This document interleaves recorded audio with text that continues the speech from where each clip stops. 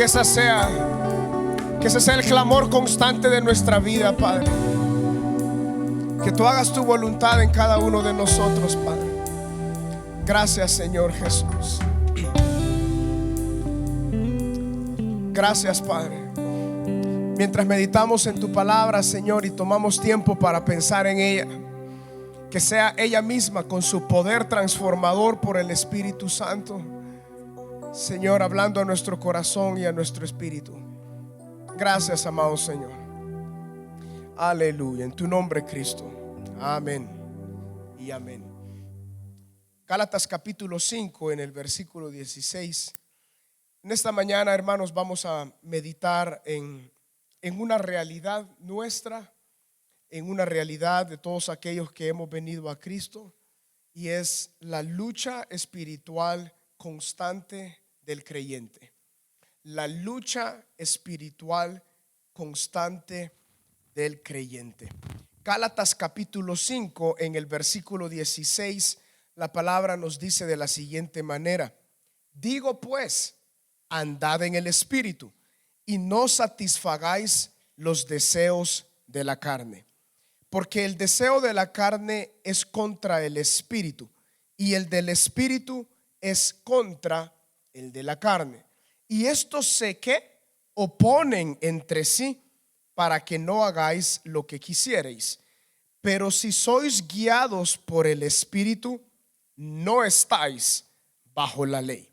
Y manifiestas son las obras de la carne, que son adulterio, fornicación, inmundicia, lascivia, idolatría, hechicerías, enemistades, pleitos, celos, iras, contiendas, disensiones, herejías, envidias, homicidios, borracheras, orgías y cosas semejantes a estas, acerca de las cuales os amonesto, como ya os lo he dicho antes: los que practican tales cosas no heredarán el reino de Dios. Mas el fruto del Espíritu es amor, gozo, paz, paciencia, benignidad, bondad, fe, mansedumbre, templanza. Contra tales cosas no hay ley. Los que son de Cristo han crucificado la carne con sus pasiones y deseos. Si vivimos por el Espíritu, andemos también por el Espíritu. No nos hagamos vanagloriosos, irritándonos unos a otros, envidiándonos unos a otros. Gloria al Señor. Amados hermanos, hemos estado meditando en esta carta en varios enfoques, varias temáticas, digamos. Y el Señor ha estado hablando a nuestra vida con respecto a la libertad que trae el confiar únicamente en Cristo. Y esto es lo que el apóstol Pablo deja muy en claro.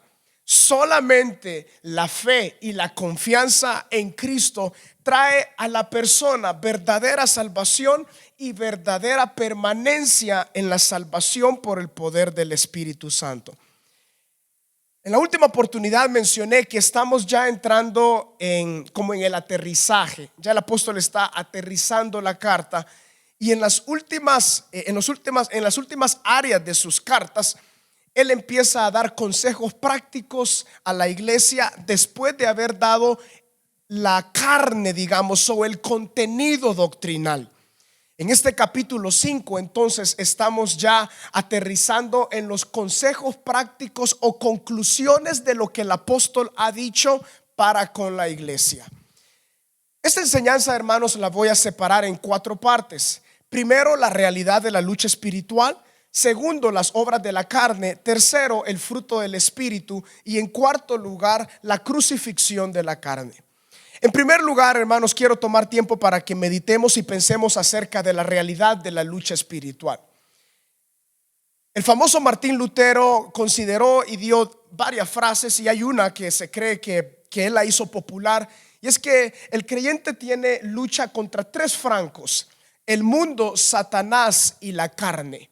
El mundo, Satanás y la carne. La carne debemos entenderlo como la pasión más baja, el comportamiento más bajo del ser humano por la naturaleza caída. Les recuerdo, en esta carta, la palabra traducida como carne la podemos enfocar en 2 vías. en primer lugar, carne como el esfuerzo humano por alcanzar el favor de Dios. Pero también en otras partes, en esta carta, la palabra carne ha significado las pasiones más bajas por la naturaleza caída del ser humano. Acá entonces el apóstol nos dice: anden en el espíritu y no satisfagan los deseos de la carne. Hermanos, esta es una gran clave para la vida del creyente. Para no satisfacer la carne, no debemos luchar contra nuestra carne ni contra nuestros deseos, sino que el consejo es andar en el espíritu. Cuando nosotros andamos en el espíritu, los deseos de la carne pierden fuerza y potestad y autoridad sobre nuestro ser interior y sobre nuestra vida. Para estas alturas considero que sabemos bastante acerca de qué es andar en el espíritu. Andar en el espíritu, entonces podemos con facilidad decir que es confiar plenamente en nuestro Señor Jesucristo. Cuando andamos en esa libertad en la cual en el capítulo 5, en el versículo 1, Pablo nos motiva y dice: estén firmes en la libertad con la cual Cristo los ha hecho libres. Es decir, no confiemos en nosotros mismos para nada, sino únicamente en la obra de Cristo. Andamos en el espíritu. Andamos, la frase andar en el espíritu no es un estado angelical que casi no sentimos el piso y andamos como flotando. Andar en el espíritu tampoco tiene que ver con sentir que nosotros somos santulones, como dijimos también en la última oportunidad. Andar en el espíritu es confiar plenamente en la obra de Cristo y no en nuestras propias fuerzas. Entonces el apóstol dice: anden en el espíritu y no van a satisfacer los deseos de la carne.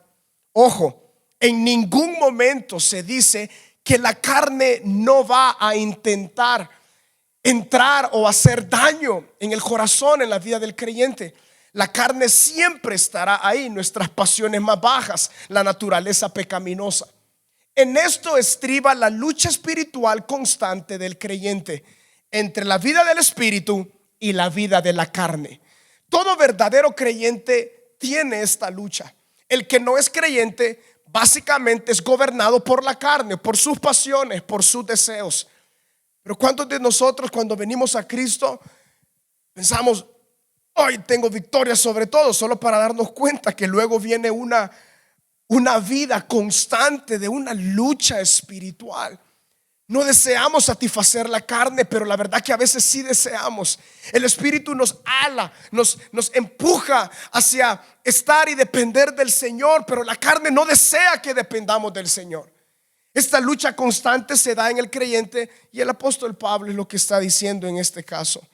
Y ha dado una explicación en el versículo 17. El deseo de la carne es contra el espíritu. Amados hermanos, la carne no se puede mejorar, ni con moralidad, ni con estudios, ni con nada. La carne no somos llamados a mejorarla. El creyente no es un mejor ser humano. El creyente tiene una nueva naturaleza espiritual. Porque a veces se nos vende esa idea: hay que ser cristiano porque hay que ser mejores. La carne no se puede mejorar. Usted puede maquillarla con estudios, con maestrías, con PhD, lo que sea, moralidad, riquezas, pero la carne no mejora. Dios lo que ha hecho no es mejorar nuestra naturaleza pecaminosa. Lo que Él hizo es transformarnos y darnos una nueva naturaleza, la naturaleza espiritual, la que agrada a Dios, la que vive para la gloria de Dios. Esa es la realidad del creyente. El deseo de la carne es contra el espíritu, y el espíritu es contra la carne. ¿Qué vemos ahí? Una guerra a matar, hermanos. Y esto está constantemente batallando en nuestro interior. Estos se oponen entre sí para que no hagáis lo que quisierais. Como el apóstol Pablo decía: lo que yo quiero, es decir, lo que el espíritu en mí desea, eso no hago. Y lo que yo no deseo hacer, o sea, luchando contra la carne, eso hago. Y él concluye con estas palabras: ¿quién me librará de este cuerpo de muerte? Pero gracias Dios, gracias doy a mi Señor Jesucristo. Es únicamente por la obra de Cristo, hermanos, que podemos batallar en esta lucha en contra de nuestra carne. Versículo 18, pero si sois guiados por el Espíritu, miren qué lindo, esto es clave, no estáis bajo la ley. Recuérdense que el vivir bajo las obras, bajo esfuerzo humano, el vivir bajo la ley está muy ligado a la carne. La carne es justamente eso, depender de nuestras propias fuerzas. Pero ahí dice, si sois guiados por el Espíritu, no estáis bajo la ley. Automáticamente, si decimos, Señor, confío en ti, confío en la obra de tu Espíritu Santo, en la guianza, en la dirección de tu Espíritu, automáticamente ya no estoy bajo un reglamento, ya no estoy bajo la ley, tratando de agradar a Dios de una manera, sino que obedezco en el Espíritu y agrado a Dios en el Espíritu. Esta batalla, hermanos, la tendremos hasta que Cristo venga.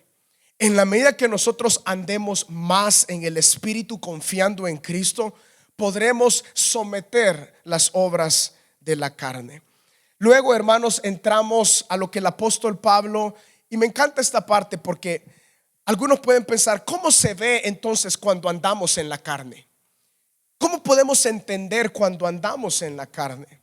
Y el apóstol Pablo da una lista de algunas cosas que nosotros podemos vernos en un espejo si nosotros caminamos en la carne. Pero esta lista, amados hermanos, no es completa, porque al final de la lista, en el versículo 21, en la segunda parte, él dice, y cosas semejantes a estas.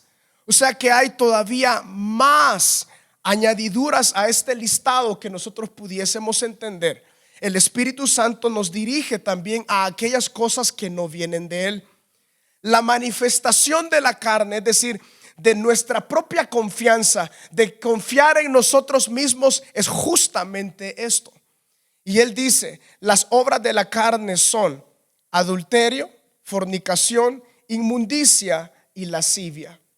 Estas cuatro obras de la carne entran en el fragmento de inmoralidad sexual. El adulterio sabemos qué es. La fornicación, que es la palabra porneia, de donde viene hoy en día la palabra pornografía, engloba muchísimo de la inmoralidad sexual. No solamente fornicación es las relaciones sexuales previas al matrimonio, sino que en la fornicación engloba muchísimo de lo que en ese tiempo se entendía como inmoralidad sexual. Entonces, las obras de la carne son manifiestas a través de nuestras pasiones sexuales, inmundicia, lascivia. Estas partes, hermanos, de las obras de la carne tienen que ver con nuestro cuerpo y con los deseos, ¿verdad?, que nuestro cuerpo tiene. Nosotros podemos ver entonces como en un espejo. ¿Cuándo estoy viviendo en la carne? Bueno, cuando no estoy confiando en el Señor y mi deseo se inclina hacia. Todos los que estamos acá tenemos que batallar con estas realidades. Los que estamos casados sabemos que debemos guardarnos para nuestro cónyuge. Digan amén, ¿verdad? Amén. Nos guardamos para nuestro cónyuge con amor, con gracia, con pasión. Y ese es nuestro deseo. Pero sabemos que la carne desea desviarnos y que caigamos en concupiscencia, en adulterio, en muchísimas cosas. La carne se manifiesta entonces en base a esto. Y la primer parte de la lista entonces es inmundicia sexual. Luego viene idolatría, hechicerías, es decir, ocultismo, magia, todo lo que engloba lo oculto. Enemistades, pleitos, celos, iras, contiendas, tiene que ver con fácilmente sembrar divisiones, disensiones, herejías, envidias, homicidios, borracheras, orgías. La palabra orgía tiene que ver con el exceso de muchas cosas y cosas semejantes a estas. Entonces, amados hermanos, las obras de la carne no solamente son los deseos sexuales y caer presa de los deseos sexuales, los celos, las iras, las contiendas. No esté codiando ahí a nadie, sino recíbalo para usted. Los pleitos, es que hermano, yo ya nací enojado y así soy. No, la vida en el Espíritu tiene que producir transformación. Pleitos, es que me encanta el pleito. Bueno, eso es obra de la carne. Amados hermanos, y hay que mencionar las cosas con el nombre que la palabra le da. Cuando nosotros tratamos de minimizar algunas cosas, el enojo que yo manejo, ¿cómo lo podré yo, vencer? Bueno, no yo, Cristo lo hizo por mí, pero comenzando por lo que es. Los celos son pecado. El enojo, la ira desmedida es pecado. Las enemistades, los pleitos son pecado. La envidia es pecado. Las borracheras es pecado. Entonces, cuando uno va comprendiendo eso, es una realidad. Entonces uno analiza y dice, bueno, y cosas similares, semejantes a estas, son pecado. Si nosotros diagnosticamos mal estas cosas, obviamente el tratamiento no va a ser el adecuado. Pero cuando decimos esto es pecado, es de mi carne, no viene de Dios, obviamente iré al Señor y confesaré mi pecado delante de Él. Pero si solamente digo, bueno, es un mal de mi carácter, es que bueno, yo creo que mi papá también así era, y yo como que heredé eso, y mi papá le fue bien en la vida, avanzó, murió. No, los que nacimos del Espíritu debemos entender en el Espíritu estas realidades, y debemos llamar lo que la palabra llama a ciertas cosas y a cada cosa. Entonces, nosotros, ¿cómo podemos saber cuando andamos en la carne? Bueno, cuando abundan los celos en nuestro corazón, cuando abundan las iras, las contiendas, nuestro deseo de pelear, de sembrar división, herejías, envidias. En tantas congregaciones hay personas que quieren sembrar división. Ellos creen que están haciendo bien, mas no se dan cuenta que es su carne. Homicidios, borracheras, orgías, idolatría.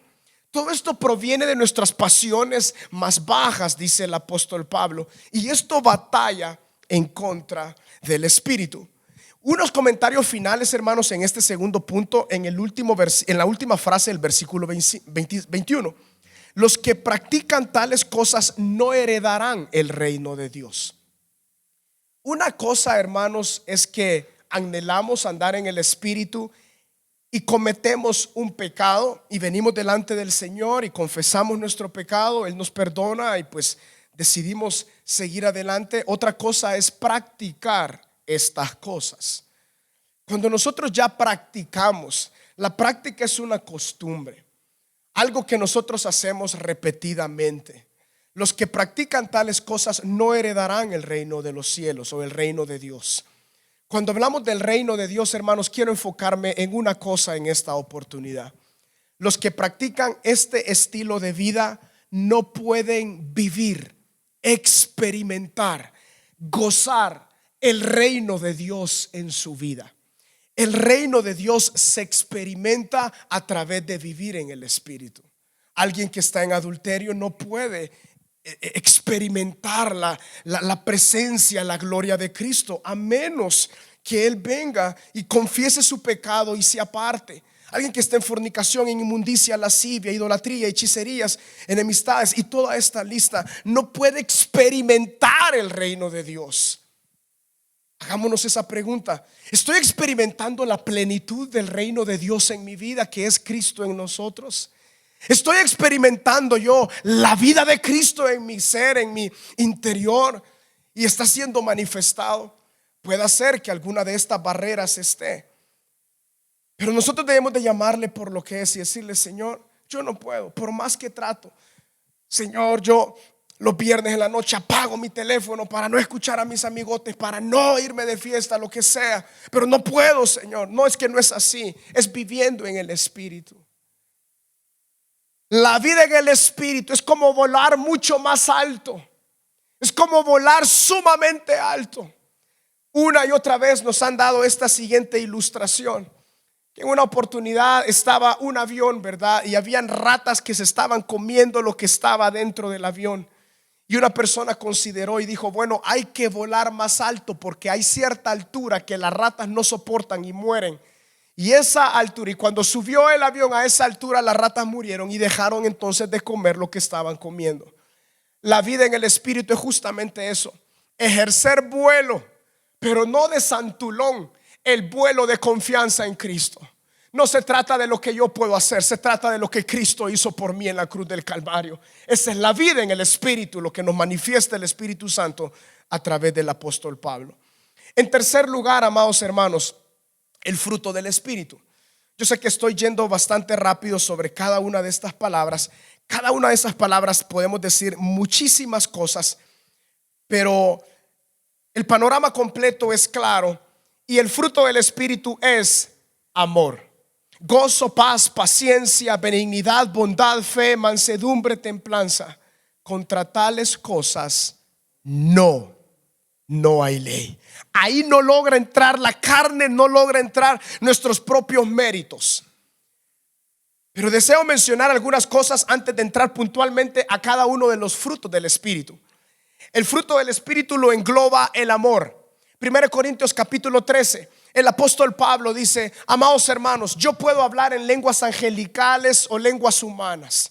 Yo pudiese mover un monte y por la fe hacerlo trasladarse al agua. Yo pudiese entregar mi vida en sacrificio. Yo puedo entregar todo lo que yo soy o todos mis bienes a los pobres. Pero ¿de qué me sirve si no tengo? Nada soy. La marca del creyente es el amor. La madurez del creyente está muy relacionado con el amor. Por eso el apóstol Pablo decía: todo esto yo lo pudiese hacer, pero ¿de qué sirve? Yo vendría a ser como címbalo que retiñe, como cuando una pailita, como decimos, en su casa se cae. Qué ruido, qué bulla, y asusta. Así es una persona que tiene dones espirituales pero no tiene amor. Así es una persona que todavía no ha sido entendido en el amor.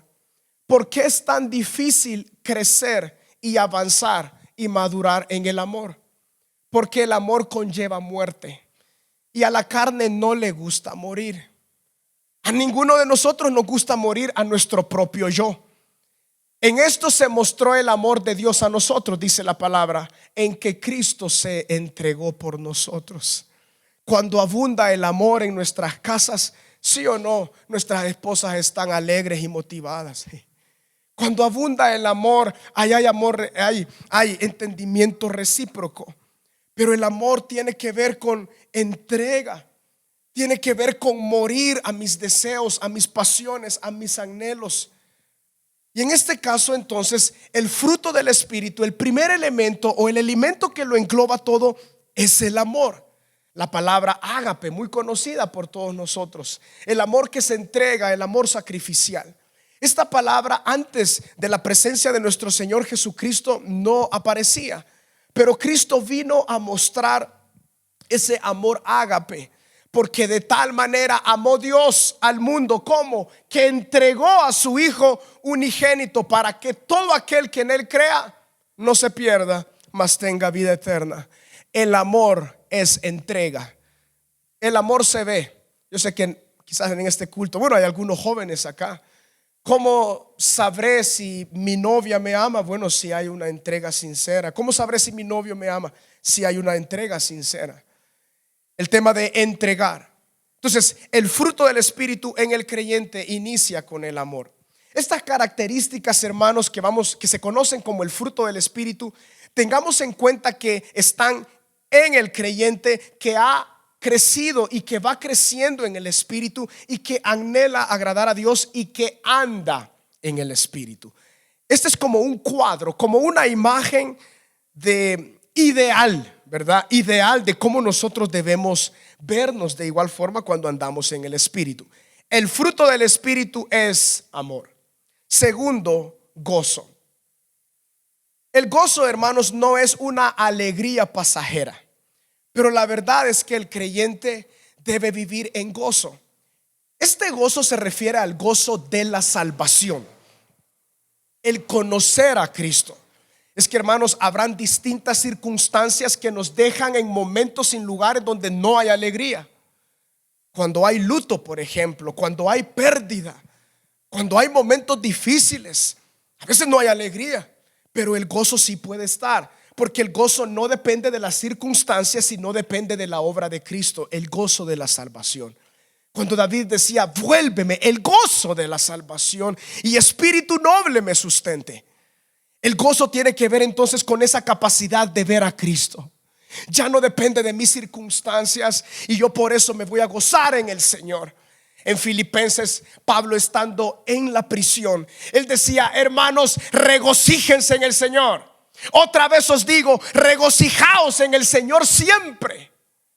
El regocijo en el Señor depende no de donde nosotros estamos o las circunstancias en las cuales nosotros nos podemos encontrar. El gozo del Señor depende de que yo tengo una morada en el cielo y Cristo me salvó, y por su obra ahora yo soy limpio y he sido redimido de mi pecado. El gozo entonces puede estar en el corazón del creyente de forma constante. Paz. Paz no es relajarnos en la playa en una hamaca, aunque no nos caería mal esta tarde, ¿verdad? Pero la palabra paz tiene que ver sobre todo con un estado de tranquilidad. ¿Pero por qué?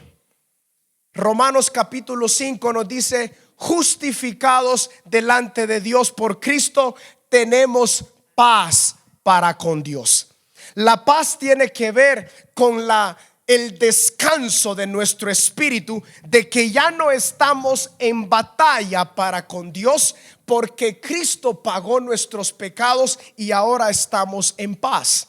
En Isaías dice lo siguiente: el castigo de vuestra paz fue sobre Cristo. Cristo, porque Él llevó nuestros pecados. ¿Y cuál era la enemistad entre Dios y nosotros? El pecado. El pecado separa al hombre de Dios. Pero como el pecado ya tiene remedio a través de la fe en Cristo por la obra poderosa de Él en la cruz, nosotros recibimos paz. Esa es la gloria del evangelio. Cristo lleva el castigo y nosotros recibimos la paz. Dice Corintios: al que no conoció pecado, Él le hizo pecado para que la justicia de Él sea sobre nosotros. ¿No le parece maravilloso? Cristo llevó nuestro castigo para que nosotros llevemos la paz. Y ojo, Él hizo todo eso para que vivamos en la carne, para que vivamos en libertinaje. No, dice Pablo, no, para que andemos en el espíritu, con gozo, con paz. Entonces la paz, hermanos, viene de eso. Cristo es el príncipe de paz. El Señor, la paz misma, es nuestro Señor Jesucristo. La paz entonces llega como fruto en el creyente en la medida que él va caminando y entendiendo: en paz me acostaré y asimismo dormiré, porque solo tú, oh Jehová, me haces ¿qué? Vivir confiado. Yo ya confío. Yo ya no tengo que luchar, ya no tengo que estar en la carne batallando por ganar la paz. Yo recibo la paz por la fe y vivo en esa paz. Paciencia es la palabra, otras versiones lo traducen como longanimidad, capacidad larga de soportar. El creyente pasa por pruebas, hermanos, tribulaciones difíciles. La paciencia le da ese fruto en él, la capacidad de soportar por largos periodos de tiempo.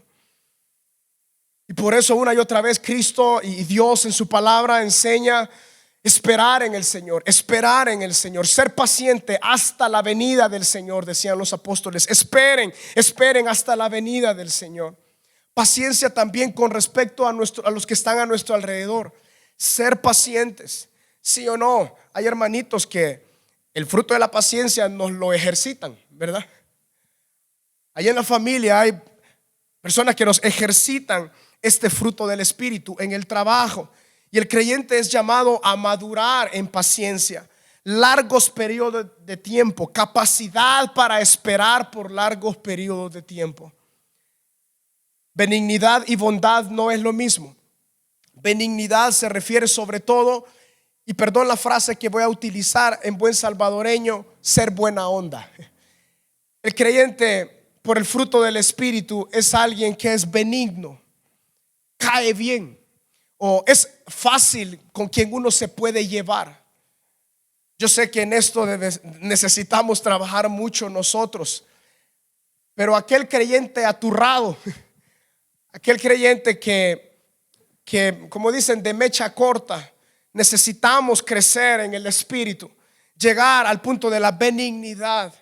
La bondad se diferencia de la benignidad en el siguiente aspecto, que la bondad no solamente tiene que ver con una actitud interior, sino que la bondad tiene que ver con acciones de bondad. El poder dar, y cuando digo dar no solamente me refiero a dinero, dar de mi tiempo, dar de mi esfuerzo, dar de lo que yo puedo. La bondad, el creyente es llamado a avanzar en bondad, ser bondadoso, benigno y bondadoso. Luego dice fe. Pero la palabra fe, hermanos, acá, como otras versiones lo traducen, es mejor traducido como fidelidad. El creyente es llamado a crecer en fidelidad. Tiene que ser alguien confiable. ¿Cuántos de los que estamos acá tal vez nos dicen: mira, tú te puedes aquel? Ah, no, hombre, pero aquel no te confiesa. No, nunca, uno nunca sabe ahí. Pero siempre hay personas que dicen: no, él es digno de confiar. Este hermano, esta hermana, considero que podemos confiar en esa persona. Confiamos que va a decir que lo va a hacer y lo va a hacer. La confianza es un fruto del Espíritu. Vivir en el Espíritu, andar en el Espíritu. Amados hermanos, esta es la imagen de cómo nosotros debemos vernos andando en el Espíritu, amando con gozo, paz, paciencia, benignidad, bondad, fidelidad, siendo altamente confiables, mansedumbre y templanza. La mansedumbre en otras versiones es también traducido como humildad. Yo lo quiero ejemplificar con el yugo sobre digamos, el cuello que iba sobre los animales, el ser de dócil cerviz. Hay que ser mansos, hermanos, pero no mensos, ¿verdad?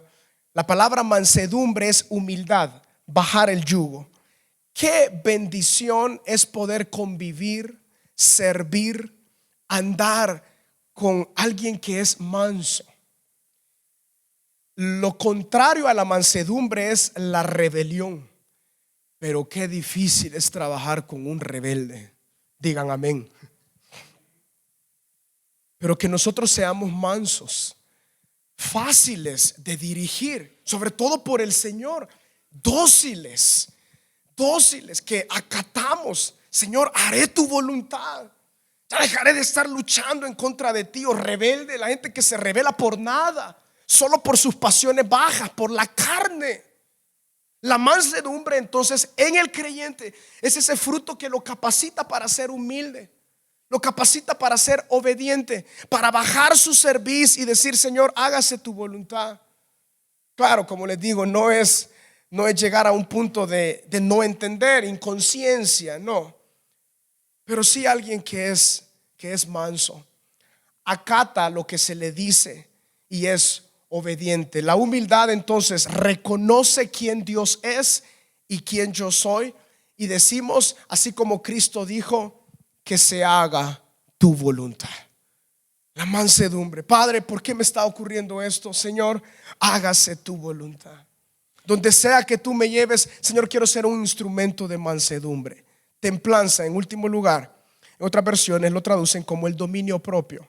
El Espíritu Santo capacita al creyente para dominarse, dominar sus pasiones más bajas, dominar sus pensamientos también, y dominar esto, hermanos, la lengua.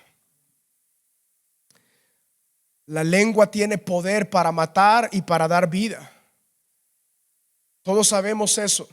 Entonces el Espíritu genera ese dominio sobre el creyente en estas tres grandes áreas, y pueden haber otras áreas: acciones, lengua y pensamientos. Acciones, lengua y pensamientos. Y somos llamados entonces a vivir en el Espíritu. Y este es un cuadro de cómo idealmente nosotros tenemos que empujar llegando hacia ese propósito. Amados hermanos, enfoquémonos en amar.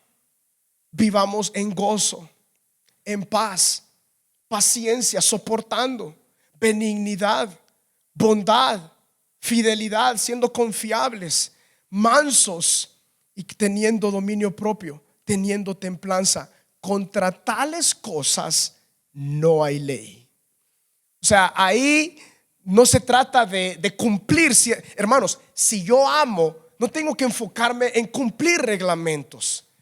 Porque dice la palabra una y otra vez, Romanos y en otros lugares, toda la ley se resume en esto: amarás a Dios y a tu prójimo como a ti mismo.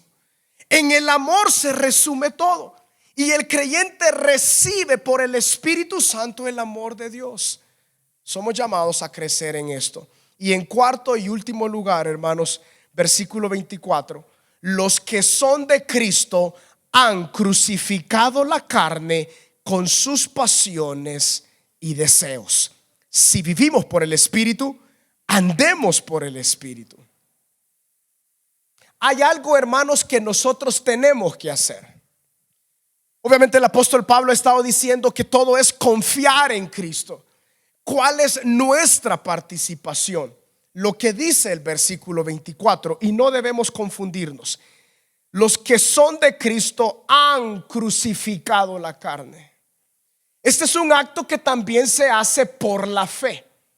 Romanos capítulo 6 versículo 6 dice de que nuestro viejo hombre, nuestra naturaleza caída, nuestra naturaleza pecaminosa, Cristo la acabó, la llevó por nosotros en la cruz del Calvario. Entonces el creyente es llamado a tomar esta decisión. Y entre más pronto nosotros la tomemos, seremos todavía más bendecidos y creceremos y maduraremos quizás más rápido en el Señor. Desde el momento que yo vengo a Cristo, yo le tengo que decir: Señor, todas estas pasiones bajas, todos estos deseos, no soy yo quien lo va a acabar, lo hiciste tú. Pero yo decido crucificarlo, es decir, morir a mi yo, creyendo que tú lo llevaste por mí y que tú lo hiciste por mí. Y deseo ahora vivir en plenitud en Cristo. Los que son de Cristo han crucificado la carne. La crucifixión tiene que ver con la muerte. El Señor Jesús, cuando cargó el madero, esa cruz, ese pedazo de madera, sabía el final. El final era la muerte. La cruz tiene que ver con muerte. A la carne tenemos que darle muerte, pero no con exceso de ayunos, no con exceso de golpearnos, no, sino confiando que Cristo lo hizo por nosotros. Yo sé que suena sencillo, hermanos, pero ahí radica el poder del Espíritu Santo. No a nosotros, oh Dios, sino a ti sea dada toda la gloria. Cristo se lleva la gloria cuando confiamos plenamente en Él. Pero si nosotros caminamos, no, yo puedo, es que yo lo voy a hacer, yo tengo que hacer esto, yo no. Ahí nosotros nos estamos llevando la gloria y Dios no comparte su gloria con nadie. Y las obras de la carne justamente es eso, cuando intentamos en nuestras propias fuerzas. Pero amados hermanos, si andamos en el Espíritu, no vamos a satisfacer las obras de la carne. El creyente entonces es llamado a crucificar la carne. ¿Cómo se hace eso? Padre, yo confío que tú lo hiciste por mí, y como tú lo hiciste por mí, yo muero a mi propio yo. Hágase tu voluntad. Esa es la lucha, hermanos, en el Espíritu y en la carne. Amados, que Dios nos ayude a vivir en el Espíritu, a andar en el Espíritu. Y dice el versículo 25, y con esto finalizo: si vivimos por el Espíritu, andemos también por el Espíritu. Que ese sea nuestro deseo, hermanos, vivir en el Espíritu. En sus momentos de oración, dígale: Padre, enséñame en la práctica cómo vivo más y más y más y más en el Espíritu. Amado Señor, gracias por esta oportunidad que nos das. Gracias, Señor, porque tu obra perfecta en la cruz es completa. Tú llevaste nuestro pecado, nuestro viejo hombre, nuestra carne, nuestra naturaleza pecaminosa. Que podamos confiar en ti, confiar plenamente en ti, Señor, y que descienda la gloria del Espíritu Santo, Señor, sobre cada uno de nosotros. En esta oportunidad, Señor, que vamos a participar, Señor, de la Santa Cena, permítenos, Señor, ser testigos de tu obra en nuestra vida y de la unión con Cristo. La unión con Cristo.